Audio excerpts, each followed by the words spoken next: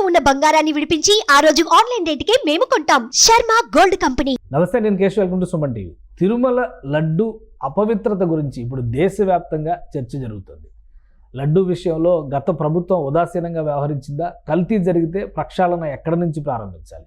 ఇప్పటికే కొన్ని దిద్దుబాటు చర్యల్ని కొత్త ప్రభుత్వం చేపట్టినప్పటికీ ఇవి సరిపోవు అనేటువంటి అభిప్రాయం భక్తుల మనోభావాలను బట్టి అర్థమవుతున్నటువంటి పరిస్థితి. కేంద్రం కూడా ఈ కల్తీలపై సీరియస్గా ఉన్నట్టుగా సమాచారం ఉంది.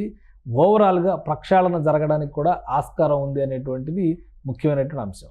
సో ఈ దిశగా చర్యలు తీసుకోవడానికి రాష్ట్ర ప్రభుత్వానికి కానీ కేంద్ర ప్రభుత్వానికి కానీ ఎంతవరకు అవకాశం ఉంది? ఈ అంశాన్ని విశ్లేషించేటువంటి ప్రయత్నం చేద్దాం. మనతో పాటు పొలిటికల్ అనలిస్ట్ చందు శ్రీనివాస్ గారు ఉన్నారు. చందు శ్రీనివాస్ గారు నమస్కారం. నమస్కారం అండి. ఇప్పుడు ఉన్న పరిస్థితుల్లో ఒకటి, తిరుమలలో ఉన్నటువంటి మొత్తం వ్యవహారాలన్నింటినీ సరిదిద్దాలనేది ఒక సంకల్పం. రెండోది, ఈ కల్తీల నేపథ్యంలో భక్తుల మనోభావాలు ప్రపంచ స్థాయిలో తీవ్రంగా ఇప్పుడు రోధిస్తున్నటువంటి పరిస్థితి. పరిష్కారం తీసుకురావాలంటే అసలు ఎక్కడ మొదలు కావాలి ప్రక్షాళన? అసలు ఇప్పుడు ఆల్రెడీ లడ్డూని మేము ఆ కల్తీలన్నింటినీ పరిహరించేసామని చెప్తే కూడా సాటిస్ఫై అయ్యేటువంటి పరిస్థితి కనిపించట్లా. సో ఏ విధంగా చర్యలు తీసుకునే అవకాశం ఉంది? డెఫినెట్గా అండి. ఇప్పుడు కలియుగ దైవం వెంకటేశ్వర స్వామి. మనం ఏదైనా కష్టాలు ఉన్నప్పుడు కుటుంబ సమేతంగా వెళ్తాం, కాలినడకన వెళ్తాం. చిన్నతనం నుంచి మన తల్లిదండ్రులు మనకు నేర్పారు. ఆ తర్వాత మన బిడ్డలు కూడా అదే ఫాలో అవుతారు. మీరన్నట్టు నాట్ ఓన్లీ ఇండియా కాకుండా ప్రపంచవ్యాప్తంగా హిందువులే కావచ్చు, వాటికన్ సిటీ తర్వాత అత్యంత ఎక్కువ భక్తులు కావచ్చు, ఆదాయం కావచ్చు తిరుపతి దేవస్థానమే. అటువంటి తిరుమలకి పవిత్రతకు దెబ్బ తగిలిందంటే అందరూ కూడా గుండెలు గాయపడుతున్నట్టే.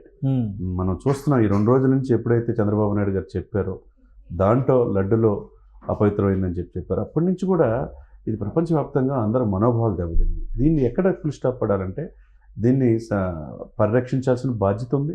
సనాతన సంప్రదాయాలను గౌరవించాలి. దీనికి కఠినంగా కూడా దీని కేంద్ర స్థాయిలో పవన్ కళ్యాణ్ గారు చెప్పినట్టు ఆ సనాతన బోర్డు ఒకటి ఏర్పాటు చేయాలి. చేసి దాంట్లో మేధావుల్ని, హిందూ సంరక్షణకి పాటుపడే వాళ్ళని దాంట్లో అన్ని పార్టీలు దీన్ని వ్యతిరేకిస్తున్నాయి. ఈ జరుగుతున్నటువంటి కల్తీ పైన కానీ అక్కడ జరుగుతున్నటువంటి వ్యవహారాల పైన కానీ అసంతృప్తి వ్యక్తం చేస్తాం. ఒక వైఎస్ఆర్సీపీ అధికారంలో ఉండి వచ్చింది కాబట్టి నింద అటువైపు వెళ్తుంది కాబట్టి వాళ్ళ మీద మిగతా అన్ని పార్టీలు ప్రక్షాళన చేయాలనే కోరుకుంటున్నారు.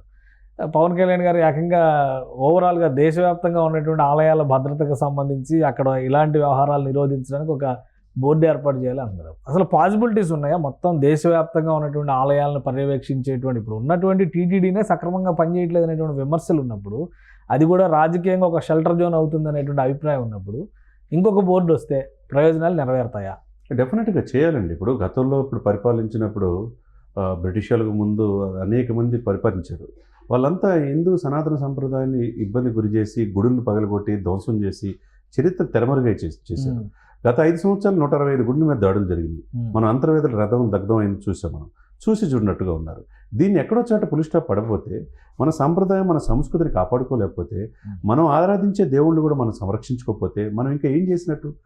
ప్రపంచంలో చైనాకి మించి జనాభా ఉండి 145 కోట్ల జనాభా ఉండి ప్రపంచవ్యాప్తంగా భారతదేశం వైపు చూస్తుంటే మన కట్టుబొట్టు, మన సంస్కృతి సంప్రదాయాన్ని ఇతర దేశాల్లో వచ్చి ఇక్కడ సంస్కృతిలో మమేకమై అవుతూ ఉంటే మన గుడుల్ని, మన దేవాలయాల్ని సంరక్షించుకోవాల్సిన బాధ్యత మన మీద ఉందా లేదా? మరి ఎక్కడొచ్చాడు పులి స్టాప్ పడిపోతే ఇప్పుడు ఈ రకంగా చంద్రబాబు నాయుడు గారు చెప్పడం ఇప్పుడు దేశవ్యాప్తంగా చర్చ అయింది. దీన్ని పవన్ కళ్యాణ్ గారు చెప్పిన సజెషన్ ఏదైతే ఉందో, ఈ ఆలయాలను సంరక్షించుకోవాల్సిన బాధ్యత అందరి మీద ఉంది. దాంట్లో మేధావులు ఉన్నారు, జడ్జెస్ ఉన్నారు, అందరిని పెట్టేసి దీన్ని సంరక్షించుకోవడం తప్పితే ఇప్పుడు సెంట్రల్ కూడా సీరియస్గా తీసుకుంది. నడ్డా గారు ఆదేశించారు, ఆరోగ్య శాఖ మంత్రి గారు స్పందించారు, తర్వాత రాహుల్ గాంధీ గారు కూడా ఈరోజు స్పందించడం, ఆ లడ్డు పవిత్రత, హిందూ ధర్మశాస్త్రాన్ని, హిందూ సనాతన సంప్రదాయాన్ని గౌరవించాలని ఆయన కూడా ట్వీట్ చేయటం, పార్టీలకు అతీతంగా సిపిఐ నారాయణ కూడా గత 5 సంవత్సరాలు జరిగింది ఏదైనా కూడా ఆయన చెప్పగలిగారు. అదేవిధంగా ఆధ్యాత్మికవేత్తలు అనేక మంది ముందుకు వచ్చి మన సంస్కృతిని, మన దేవాలని పరిరక్షించుకోవాల్సిన బాధ్యత. This is the right time sir. అంటే ప్రక్షాళనకి కేశవ్ గారు ఇప్పుడు నడుము బిగించాలి. ఇప్పుడు కూడా మనం చేసుకోలేకపోతే మనకు అప్పుడు ఆ రోజుల్లో పరిపాలించి మన మీద నెత్తిన మీద స్వారీ చేసిన వాళ్ళు కూడా మన గుడుల్ని మన ధ్వంసం చేస్తే చివరికి ఇప్పుడు వారణాసి మనం చూసాం. ఒక్కొక్కటి స్టెప్ ఇప్పుడున్న బీజేపీ ప్రభుత్వ హయాంలో అయోధ్య రామ మందిరం పునర్నిర్మాణం జరగటం కావచ్చు, తర్వాత ఎక్కడైతే వారణాసిలో కావచ్చు, ఇవన్నీ కూడా తెరమెరుగుతున్న మన ధ్వంసం చేస్తే ఆ రోజున మనం ఇప్పుడు ఏం చేస్తున్నాం? ఆ ఉన్న వాటిని కూడా పరీక్షించుకోవాల్సిన బాధ్యత మన మీద ఉందా లేదా? ఇప్పుడున్న కేంద్ర ప్రభుత్వం ఉన్న బీజేపీ ప్రభుత్వం నడుము బిగించాలా? అదేవిధంగా మనకి ఒకవేళ ఈ కల్తీకి సంబంధించి క్లియర్గా చర్యలు తీసుకోవాలంటే ఎవరిని బాధ్యులను చేస్తారు? ఎవరిపైన చర్యలు తీసుకునే అవకాశం ఉంటుంది? డెఫినెట్గా అప్పుడున్న పాలకులు ఎవరైతే ఉన్నారో నిర్లక్ష్యంగా ఇప్పుడు నెయ్యి ఎంత ఖరీదు చేసిందో మనం అందరికీ తెలుసు. ఆవు నెయ్యి పవిత్రంగా అక్కడ ఇప్పుడు సంపద లేదా, టీటీడీలో డబ్బులు లేవా? మనం అంతా మీరైనా నేనైనా మనం వెళ్ళినప్పుడు ఎంతో కొంత మనం స్వామివారికి ఇవ్వాలనుకుంటాం కదా. అనేక మంది కోట్ల రూపాయలు దానం చేసే వాళ్ళు ఉంటారు. మరి సరికొండ వెంగమాంబ అన్నదానం నిత్యం లక్షలాది మందికి ఇచ్చే ఉన్నారు. దాన్ని మంచి నాణ్యతమైన ఇవ్వాలి, వచ్చిన వాళ్ళకు కూడా ఫ్రీగా అన్నీ చేయాలి. అక్కడ కమర్షియల్ కాకూడదండి పైన కొండ మీద. ఇప్పుడు న్యాయ విషయంలో రాజీ పడకూడదు. గత ప్రభుత్వం రాజీ పడబట్టే ఈరోజు అనేక ఆరోపణలు వస్తున్నాయి. ఆరోపణలు ఎక్కడో చాలా ఫుల్ స్టాప్ పడాలా. ఇప్పుడు సిబిఐకి ఇస్తారా, కేంద్ర ప్రభుత్వం కోర్టులు కూడా ఇన్వాల్వ్ అయ్యే ఛాన్స్ ఉంటుంది. ఇప్పుడు హైకోర్టులో దీనికి సంబంధించి పిటిషన్స్ వేశారు, అలానే సుప్రీంకోర్టు చీఫ్ జస్టిస్ కి కూడా లేఖ రాశారు. ఇది చాలా మంది మనోభావాలను గాయపరిచేటువంటి అంశం, వాస్తవాలు తెలియదు. సిబిఐ ఎంక్వైరీ డిమాండ్ చేస్తుంది కాంగ్రెస్ పార్టీ. సో ఎక్కడికి వెళ్తుంది ఈ విచారణ అనేటువంటి పరం? ఎక్కడికి వెళ్తుంది, ఎక్కడ ముగుస్తుంది? డెఫినెట్గా అండి, 100 కోట్ల మంది ఉన్న జనాభా, ప్రపంచవ్యాప్తంగా ఉన్న హిందూ సమాజం కావచ్చు, గొప్ప దేశం ఈ భారతదేశం. ఈ సంస్కృతి సంప్రదాయాన్ని, ఈ గుడుల్ని, మన దేవుళ్ళని మనం సంరక్షించుకోవాలి బాధ్యత ప్రతి ఒక్కరి మీద ఉంటుంది. అది ఏ విధంగా సిబిఐకి ఎంక్వైరీ కాల్ఫర్ చేస్తారా, కేంద్ర విజిలెన్స్ సంస్థలు ఉంటాయి, వాళ్ళ బృందాలు వస్తాయా? ఏదైనా కానీ తప్పు జరిగిందని సాక్షాత్తు తిరుమల ఈఓ గారే, శ్యామలరావు గారు, సీనియర్ ఐఏఎస్ ఆఫీసర్ చెప్పారు. జరిగిన మాట వాస్తవం, మేము తిప్పి పంపాం, దాని మీద విచారణ చేస్తున్నాం అన్నారు. ఇప్పుడు అంతకుముందున్న నందిని నుంచి తీసుకుంటున్నాం, కర్ణాటక స్టేట్ నుంచి ఆ నెయ్యిని తిప్పించి ఇప్పుడు మంచి నాణ్యమైన లడ్డూని ఇస్తున్నామని చెప్తున్నారు. ఏదేమైనా గత ప్రభుత్వంలో తప్పు ఎవరు చేసినా అప్పుడు అధికారులు లడ్డు పవిత్రతని పునరుద్ధరించామని చెప్తుంది టీటీడీ. అయితే అంటే ఈఓ గారు చేసినటువంటి స్టేట్మెంట్, అది భక్తులు ఎంతవరకు నమ్ముతారు?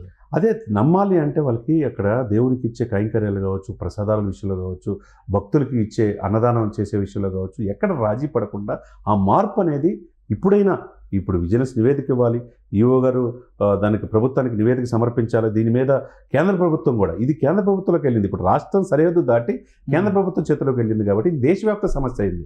దీన్ని సాల్వ్ చేయాల్సిన బాధ్యత కేంద్ర ప్రభుత్వంలో ఉంది కాబట్టి కేంద్ర విజిలెన్స్ స్థాయిలో బృందం పంపిస్తారా, లేకపోతే సిబిఐ ఎంటర్ అయిద్దా, ఏదైనా కానీ సామాన్య మానవుడు ఈ రోజున 2-3 రోజుల నుంచి సరైన నిద్ర కూడా లేదు. ఎందుకు? మన దేవుళ్ళని, మన కలియుగ దైవంగా భావించే వెంకటేశ్వర స్వామి దగ్గర ఉన్న ఆ పవిత్రంగా భావించే ఆ లడ్డు కూడా కలుషితం అయితే ఇంకా మనకి ఇంకేముంటుంది అనేది బాధలో ఉన్నారు. ఆ బాధ నుంచి ఉపశమనం కలగాలంటే కఠినమైన సెక్షన్స్, కఠినమైన నిఘా సంస్థలు కావచ్చు, ఏదైనా కావచ్చు, దీనికి ఎవరున్నారో వాళ్ళని శిక్షించాలి. నాణ్యతని ప్రామాణికంగా మంచిగా ప్రజలకి, అక్కడ వచ్చే భక్తులు కనుక ఆ పలహారాలు అందగలిగితే ఇంకంతకంటే ఏముంటుంది. రైట్. థ్యాంక్ యూ చంద్ర శ్రీనివాస్ గారు. ఇది దేశవ్యాప్తంగా ఉన్నటువంటి చర్చకి ఒక ఫుల్ స్టాప్ పడాలంటే సమగ్రమైనటువంటి విచారణ జరగాల్సిన అవసరం ఉంది. తిరుపతి లడ్డు కలుషితానికి సంబంధించి అని చంద్ర శ్రీనివాస్ గారు విశ్లేషిస్తున్నారు. అలానే పవన్ కళ్యాణ్ చేసినటువంటి సూచనని పరిగణలోకి తీసుకోవాల్సినటువంటి అవసరం కనిపిస్తోంది. హిందూ ధర్మ పరిరక్షణ కోసం ఒక రక్షణ బోర్డు ఏర్పాటు చేస్తే కనుక ఇటువంటి దురాగతాలు జరిగేటువంటి వాటిని పరిరక్షించడానికి లేదా నివారించడానికి అవకాశం ఉంటుందని చంద్ర శ్రీనివాస్ గారు విశ్లేషిస్తున్నారు. ఇది special discussion. Keep watching. Suman టీవీలో మీ పర్సనల్ అండ్ బిజినెస్ ప్రమోషన్స్ కోసం కింది నెంబర్కి కాంటాక్ట్ చేయండి.